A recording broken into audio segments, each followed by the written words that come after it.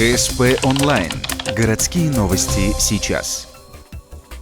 Среда, 11:00. Ухтинское отделение общества инвалидов. Стартует тренинг для родителей детей с ограниченными возможностями. Его проводит специалист-психолог из Сыктывкара. Задача женщины выслушать о тех проблемах, с которыми сталкиваются семьи. Однако это лишь средство, а финальная цель – подготовить родителей к тому, чтобы рядом с ними дети-инвалиды не оставались беспомощными. Для того, чтобы они все-таки не становились не более чем получателями услуг с пассивной или активной формой иждивенчества, нужно заниматься с родителями, для того, чтобы родители тоже простраивали как собственную жизнь, так и создавали какие-то условия для того, чтобы активно работали дети.